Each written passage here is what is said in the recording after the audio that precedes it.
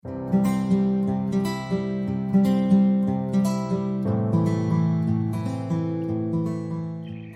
buenas tardes a todos, les doy la más cordial bienvenida a ya las tradicionales reuniones clínicas de este proyecto Telecovid-19 UDEC. Sean todos ustedes muy bienvenidos. Hoy día tenemos la compañía del doctor Mario Valdivia. El doctor Mario Valdivia es médico psiquiatra infanto-juvenil, él es PhD en psiquiatría y cuidados comunitarios. Además, es profesor titular del Departamento de Psiquiatría y Salud Mental de la Universidad de Concepción. Doctor, voy a compartir de inmediato la presentación y le doy la palabra a usted. Felipe, tú la vas avanzando las diapos, ¿no es cierto? Sí, doctor. Usted me dice y voy ahí. Ahí estamos. Perfecto. Bueno, buenas tardes a todos, a todas. Yo creo que esto es una experiencia interesante, nueva, y veo caras conocidas, leo nombres conocidos, y yo siento que la pandemia, como todas las crisis, también nos da oportunidades, y nos da oportunidades de crecer, nos da oportunidades de aprender, nos da oportunidades también de reforjar vínculos y lazos que han existido y que a veces hemos olvidado un poco. Entonces, la idea mía es hablarles un poquito, pero en rigor no es tanto lo que tengo que decir, porque no es tanto lo que hay que decir. Eh, no hay conocimientos previos, no hay... el mundo moderno no ha enfrentado una situación de estas características y por lo tanto lo que hacemos, ¿no es cierto?, es extrapolar de otras situaciones, inferir otras, y es ir aprendiendo de la experiencia de los que ya van un poco más adelante. Cuando ustedes empiezan a buscar, ¿no es cierto?, en las revisiones bibliográficas, la gran mayoría de las publicaciones son de los chinos, son de Singapur, son de los australianos, porque ellos son los que tienen la más vasta experiencia, 5 meses. Eso es la experiencia en esto, y por lo tanto claramente estamos aprendiendo, y en ese sentido tenemos que ser capaces, por una parte, de atrevernos a hacer cosas, y por otra parte, estar dispuestos a compartir, a apoyarnos mutuamente y a ir aprendiendo. Entonces, dame la siguiente, Felipe, por favor. Eh, entonces, ya les decía, ¿no es cierto?, esto es un desafío absolutamente nuevo. Ha habido otras epidemias, ha habido otras plagas, pero posiblemente esta tiene dos características que son bien singulares, ¿no es cierto? Esto de que efectivamente cuando uno lee estos últimos 17 años, desde la última pandemia hasta esta, han marcado un cambio en el nivel de globalización, en la cantidad de viajes internacionales, en la movilidad de la gente, y eso ha hecho que la velocidad de propagación haya sido inéditamente rápida.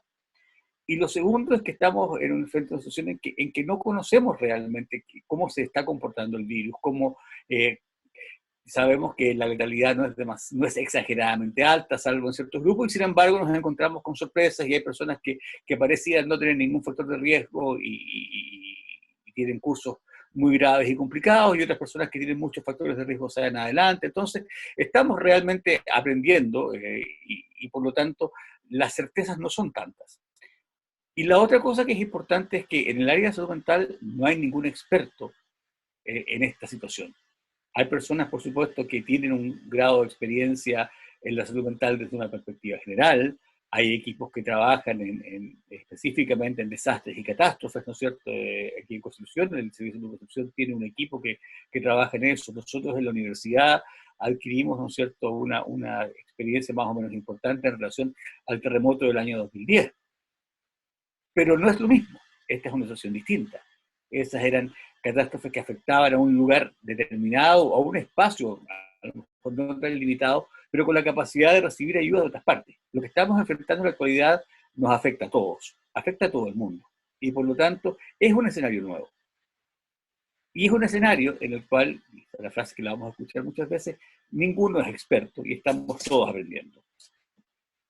La siguiente, por favor, Felipe. Entonces, empezamos a preguntarnos, y el tema que nos sugirió Angélica es un tema bien específico, porque tiene que ver con cuál es el apoyo emocional a las personas que tienen diagnóstico de COVID-19, diagnóstico positivo, que han tenido el test positivo. Y si ustedes empiezan a buscar, no hay normas clínicas, no hay guías clínicas, hay algunos comentarios breves, cartas a editores de revistas, pero no hay un protocolo de qué se debe hacer. Más aún, si ustedes miran el instructivo de la OMS para el manejo de cuarentena de una persona positiva para COVID-19, que es del 17, del 17 de marzo, no menciona en ninguna parte el apoyo emocional. Habla de las medidas de aislamiento, habla del aseo, habla del vestuario, habla de qué se hace con la ropa, habla de muchas cosas que son absolutamente importantes y que claramente son indispensables, pero no se hace ninguna mención al apoyo emocional. Hay bastantes publicaciones, artículos, comentarios acerca del bienestar emocional en cuarentena. Pero posiblemente, si bien el aislamiento que una persona COVID positivo debe enfrentar es una cuarentena, tiene características que son distintas. Y por lo tanto, no es, probablemente no es tan correcto extrapolarla plenamente. Sí hay algunos elementos que podemos tomar, por supuesto, pero en términos generales, una persona que está en cuarentena no con un COVID positivo, sino porque es una indicación del gobierno o por precaución, de parte con los otros integrantes de su familia, hace actividades, no se siente enfermo, se puede aburrir, a lo mejor puede tener problemas emocionales, ¿no es cierto? Pero en general su salud física debería estar bien y debería poder mantener un buen nivel de actividad. Insisto, y está en relación con su familia.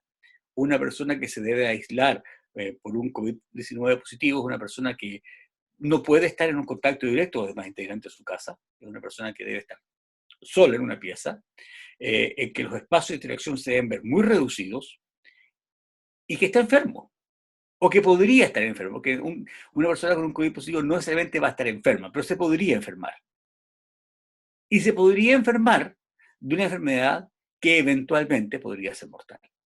Y por lo tanto, esas son características singulares o características especiales para que hacen que una persona que está con un COVID-19 positivo está viviendo una cuarentena que es completamente distinta a las cuarentenas de las demás personas.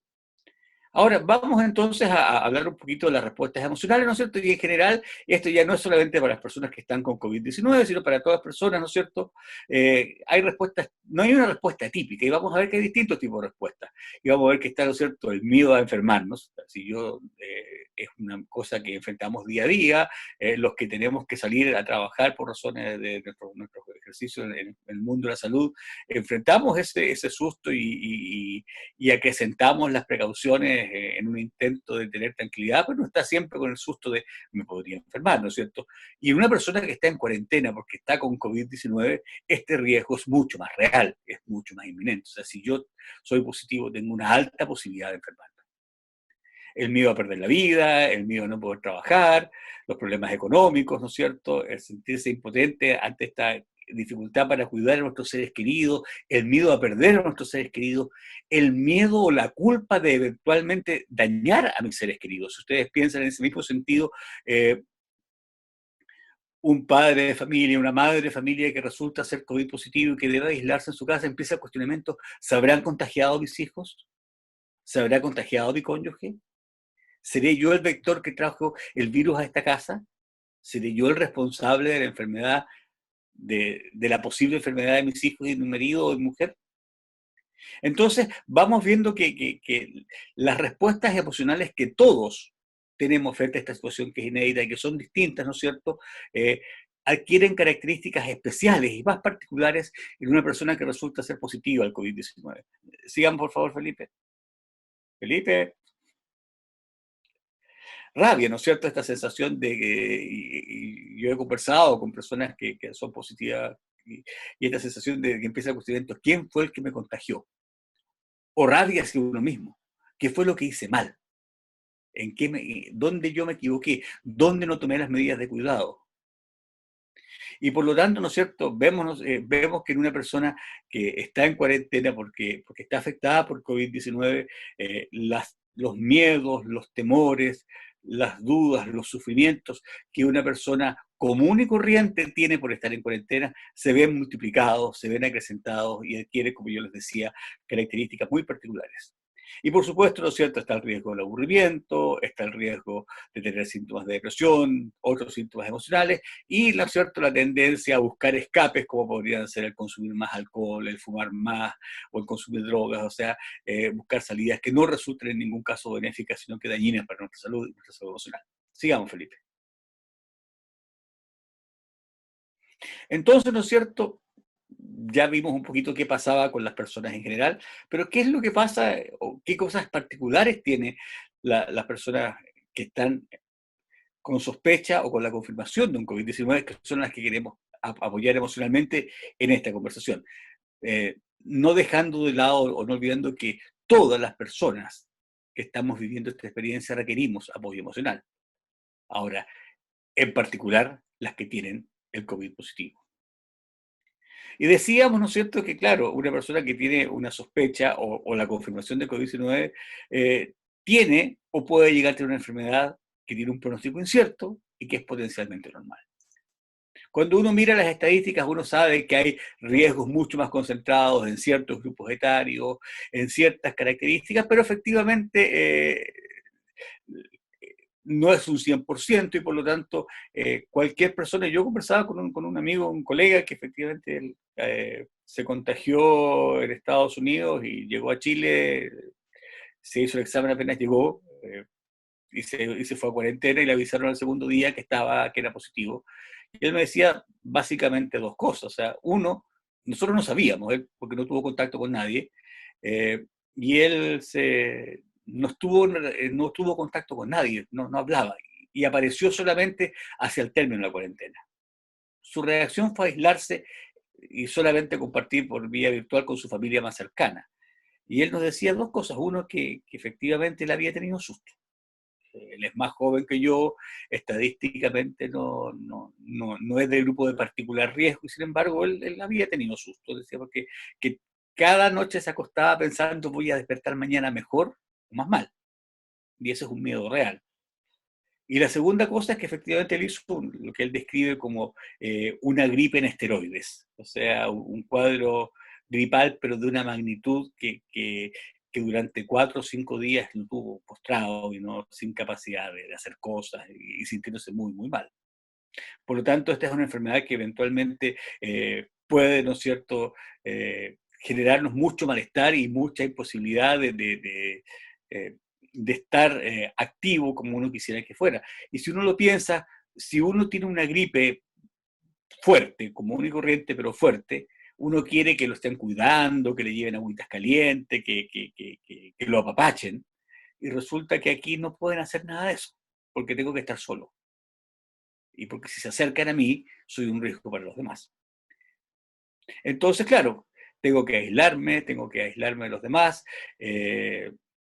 La OMS plantea, ¿no es cierto?, que lo ideal es que la persona esté en una habitación que no la comparta con nadie, que en lo posible no comparta baño y que no tenga ningún contacto, que las personas que interactúen con él o con ella usen una serie de medidas de precaución, ¿no es cierto?, mascarillas, guantes, y que la interacción sea lo más mínimo posible, solo para lo indispensable. Por lo tanto, efectivamente, durante ese periodo esta persona está físicamente sola. Y nuestra obligación es que no esté emocionalmente sola.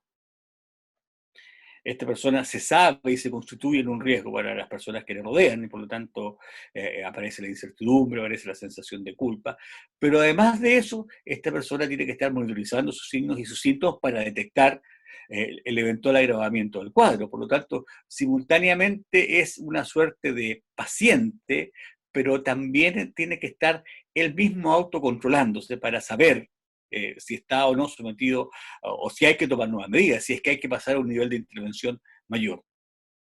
Y decíamos que, claro, una persona que es COVID positivo puede ser asintomático, puede tener síntomas bastante leves que sean bastante poco incapacitantes y que en ese sentido su cuarentena sumado el susto, ¿no es cierto?, y el hecho que no puede tener contacto físico con nadie, podría ser bastante más parecida a una cuarentena más común y corriente, o puede tener bastantes manifestaciones que resultan muy invalidantes o muy incapacitantes y por lo tanto que le dan características incluso más complejas a esta situación. La siguiente, Felipe, porfa. Entonces tenemos dos escenarios posibles, ¿no es cierto? Están los pacientes graves que por protocolo deberían estar hospitalizados, ¿no es cierto? Ustedes saben que aquí en Concepción las opciones que tenemos, además de las clínicas privadas, son la UCI y el hospital regional, y hay una unidad en el hospital traumatológico que está para pacientes que no requieren UCI. Según las normas de la OMS, toda persona positiva debería, en lo posible debería estar aislado en un centro asistencial. Pero evidentemente eso no es posible de efectuar y la misma OMS plantea que hay otras opciones como estos hoteles de salud o centros especiales para el cuidado o también lo plantea el hacer este aislamiento en la casa cuando se trata de una persona asintomática o con síntomas leves. Entonces, ¿no es cierto? ¿Qué pasa con las personas graves? ¿Qué pasa con las personas que están hospitalizadas? ¿Qué pasa con las personas que están en la UCI? Es una situación particularmente compleja. Cuando uno mira lo que yo contaba, las cosas que se han publicado con los centros que tienen alguna experiencia, ¿no es cierto? Insisto, alguna experiencia son 5 meses de experiencia.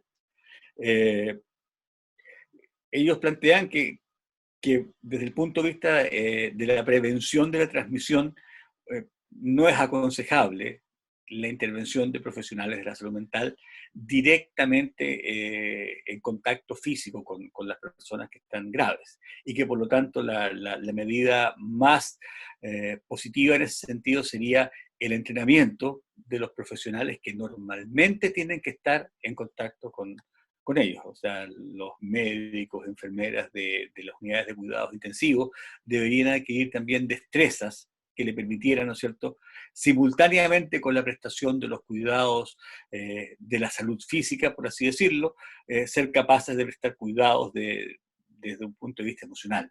O sea, finalmente dar una atención integral.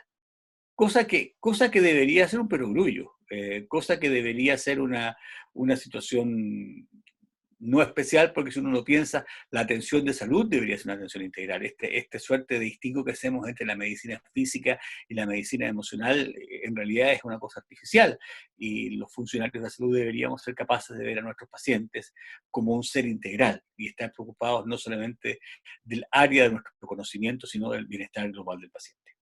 Un segundo escenario, ¿no es cierto?, es aquel paciente que está haciendo cuarentena en su casa porque es sospechoso de contacto o porque es sospechoso de estar infectado con el COVID o porque efectivamente fue positivo, pero su nivel de sintomatología no justifica la hospitalización. Este es un paciente que suponemos es menos grave en este momento, que puede estar asintomático, pero también puede estar muy sintomático. Es un paciente que está aislado y ahí a lo mejor, aunque pueda sonar como un juego de palabras, uno debería pensar en que la persona debería estar alejada físicamente, pero que eso no tendría por qué ser un sinónimo de estar aislado. Y tal vez esa es una de las cosas importantes que debemos darle especial énfasis, que es cómo logramos mantener la cercanía, mantener el apoyo, demostrarle a la persona que no está sola cuando físicamente no es prudente estar con él o con ella. Desde un punto de vista normativo hay una discusión, ¿no es cierto?, de cuáles serían los equipos orientados a brindar este apoyo emocional. Se plantea que si los pacientes están en casa, entonces debería ser más bien APS, pero por otra parte APS está muy superada por muchas otras cosas. Las visitas domiciliarias no se están haciendo, por razones súper obvias, y por lo tanto, idealmente, ¿no es cierto?, centros comunitarios de salud mental, pero en Chile no son demasiados, y posiblemente uno empieza a ver cuáles serían las mejores formas, y vamos a ver que lo más probable es que que los profesionales que están prestando el apoyo desde un punto de vista de la salud física sean capaces de brindar un apoyo integral, y que sean ellos los encargados de alguna forma de tener presente en el listado de acciones que debo realizar cuando esté llamando a don Pedro o a la señora Juana, en el listado de cosas que debo hacer, así como le voy a preguntar si tuvo fiebre, le voy a preguntar cómo está respirando, le voy a preguntar cómo han estado los síntomas, pero también le voy a preguntar, o sobre todo le voy a preguntar cómo se ha sentido, qué ha estado haciendo, con quién ha podido conversar, con quién ha hablado, con quién se ha contactado, mostrando que efectivamente nuestra preocupación tiene que ver más que solamente su bienestar físico, sino que con su bienestar integral. Y eso, entre otras cosas, también puede ayudar a la recuperación. Nuestra única defensa hoy día, una vez que nos infectamos, es que nuestro sistema inmune sea lo más potente posible. Y sabemos que el compromiso emocional, los cuadros depresivos, disminuye la respuesta inmune. Y por lo tanto tenemos que apoyar emocionalmente para que también con eso logremos una mejor respuesta y que las personas no se enfermen o no se enfermen de gravedad. Sigamos, Felipe, por favor.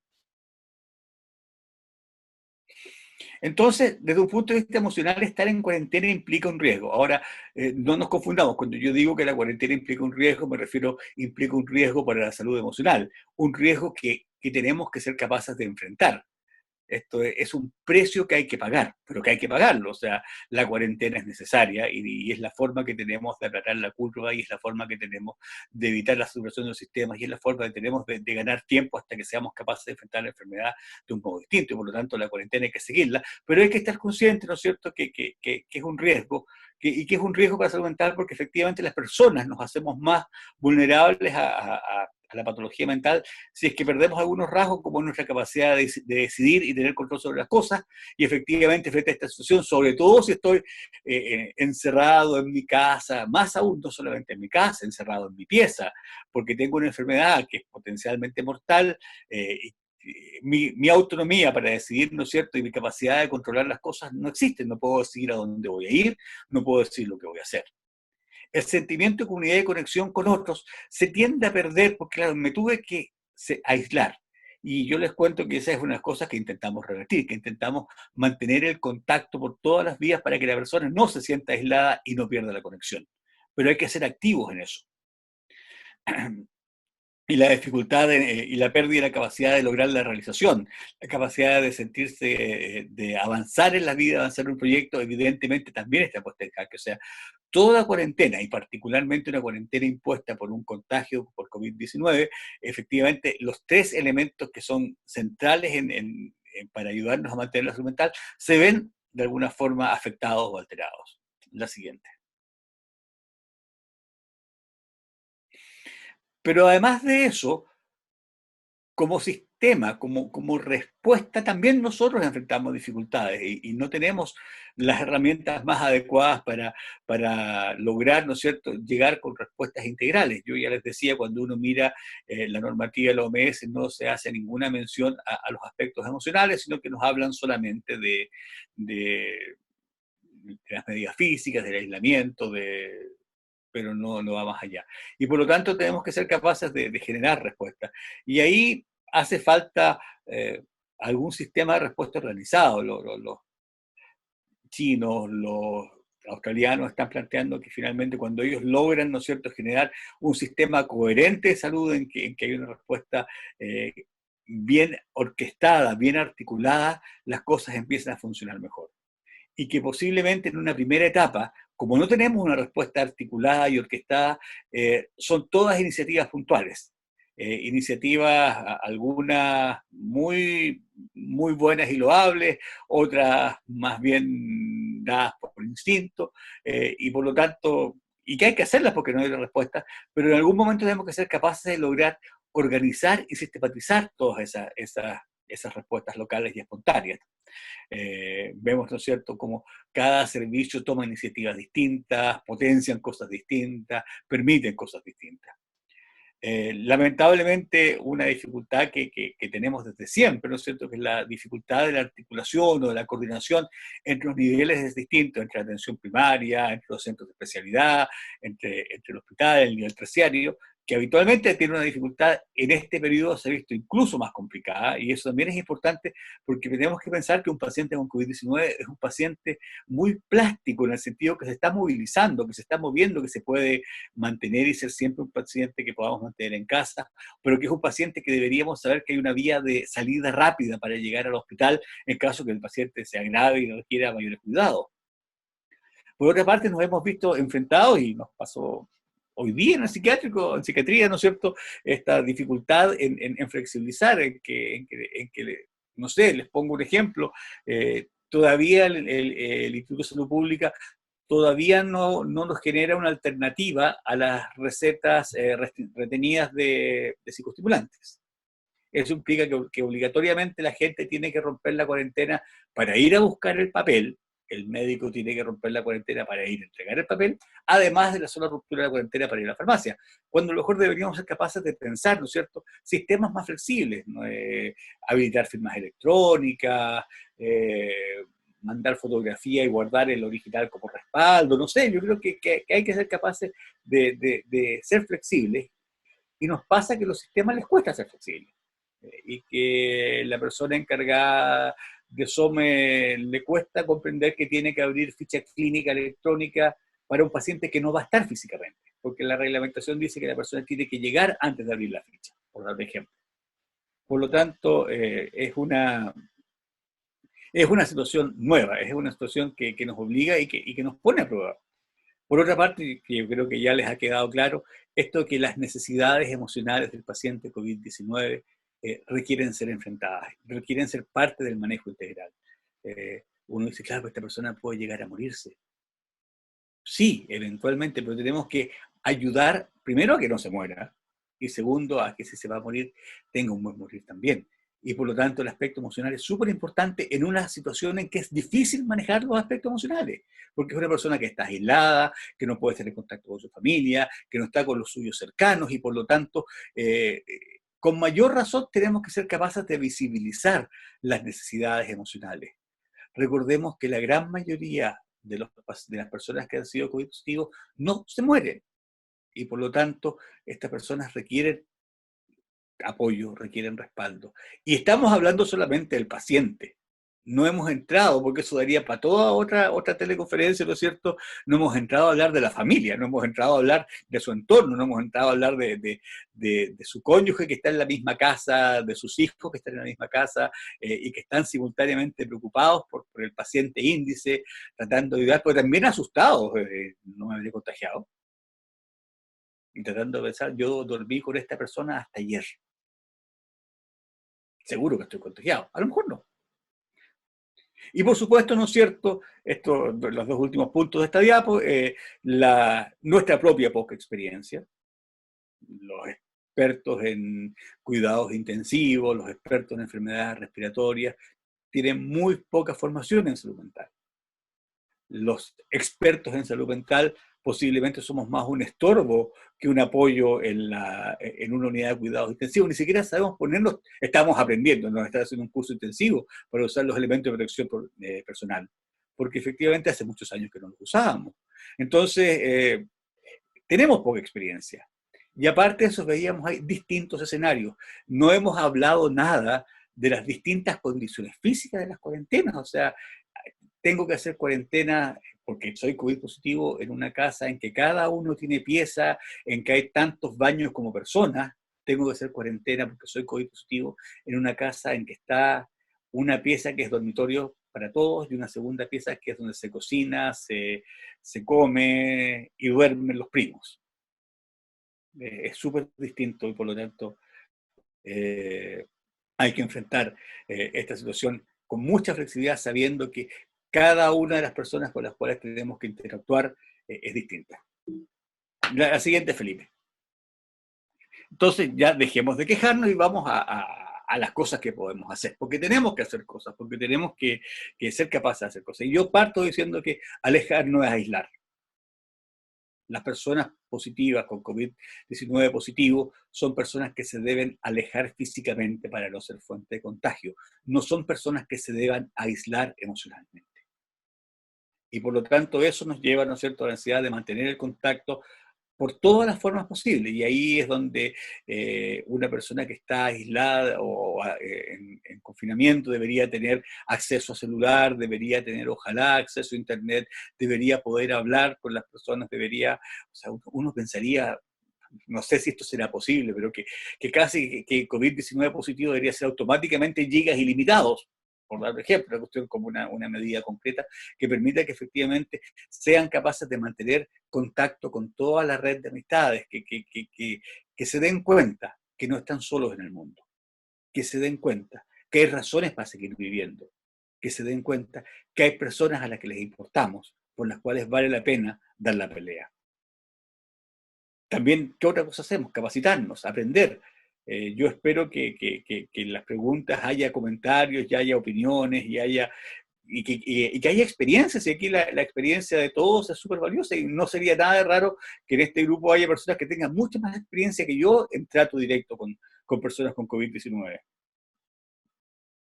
Ser capaces de mantener un contacto profesional que sea diario y sistemático. O sea, una persona con COVID-19 que está en un aislamiento en casa debería ser una persona que tuviera un profesional que fuese su médico de cabecera o su profesional de cabecera y que fuese capaz de contactarlo a diario, no solamente para revisar y chequear los síntomas de su estado de salud física, sino también para chequear su estado de salud emocional, para ver, proponer agenda, para ver qué estamos haciendo.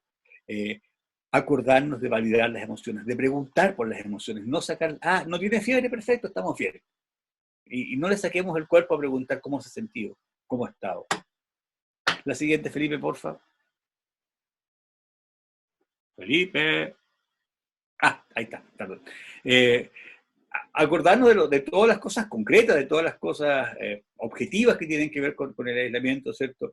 ¿Qué medidas de seguridad está tomando en relación al resto de la familia? ¿Cómo estamos en los espacios físicos? ¿Se podrá apoyar en ese sentido? ¿Habrá alguna posibilidad de brindar algún tipo de insumo, de ayudar a construir un panel que permita separar una habitación de otra, llevar útiles de aseo? Cuestiones que uno dice son bastante domésticas, pero sí, el bienestar emocional también requiere de un bienestar físico. Esto es un círculo.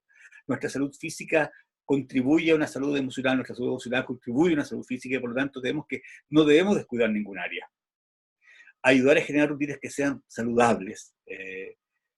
Y eso va a ser súper variable dependiendo de cuán comprometido esté la persona físicamente. Y va a haber personas que a lo mejor se van a sentir un poco mal, pero que van a poder levantarse, que van a poder deambular, y que a lo mejor uno podría pensar en que hagan actividades en su espacio restringido. Y hay otras personas que se van a sentir muy mal y que no van a tener ganas de nada, y ahí tendremos que ver, ayudar desde otra forma. Hábitos, potenciar los hábitos de higiene, pero higiene no solamente en el sentido de lavarse las manos, no solamente en el sentido de desinfectar el baño después de usarlo, sino también higiene del sueño, de dormirme una hora decente, de higiene emocional, de hablar, de no guardarme las cosas, de no tragármelo todo, de ser capaz de contactarme. Y eso, yo insisto, es un desafío.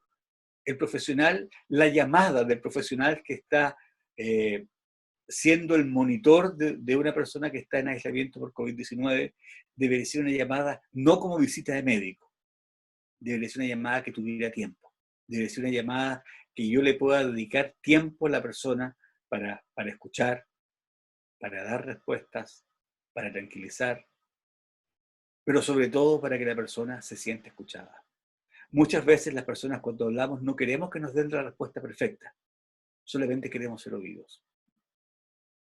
Y en ese sentido, uno piensa que el profesional debe ser un profesional que sea capaz de hacer este manejo integral. Y por lo tanto, eso nos hace pensar que requerimos muchos profesionales, porque efectivamente uno solo no va a poder, y uno solo no se puede hacer cargo de demasiados casos. Si le queremos dedicar el tiempo que se requiere, si le queremos dedicar todo lo que se requiere a esta llamada, a esta videoconferencia para poder interactuar con el otro, entonces no puedo tener tantos cargos, o tantos a mi cargo. La siguiente, Felipe, por favor. Y acordarnos que así como queremos que el paciente no se sienta solo, nosotros no estamos solos tampoco, y no debemos estar solos.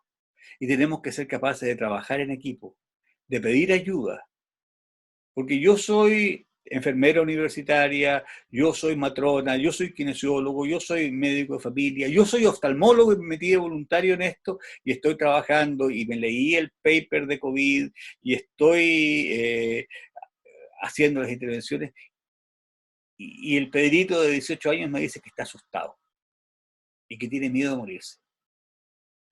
Y yo no sé qué hacer y me complico entero.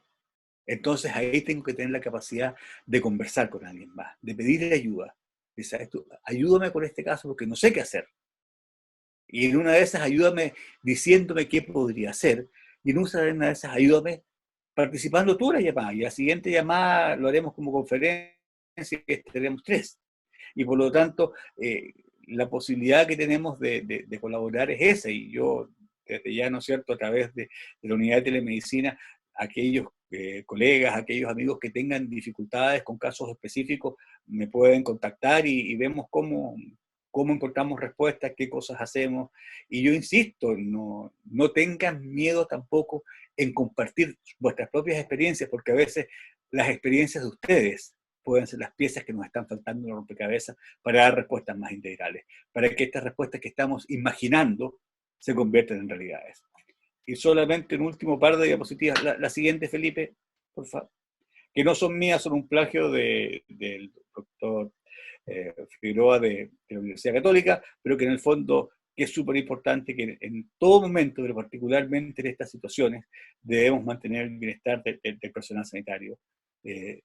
Yo he estado repitiendo muchas veces la frase, cuidémonos para poder cuidar a los demás. Yo me acuerdo de unas cuestiones que aprendí en un curso de urgencias, era que la primera obligación del rescatista era estar seguro que iba a poder rescatar al otro y no se iba a convertir en otra persona a ser rescatada. Yo creo que eso es absolutamente homologable para lo que estamos haciendo ahora.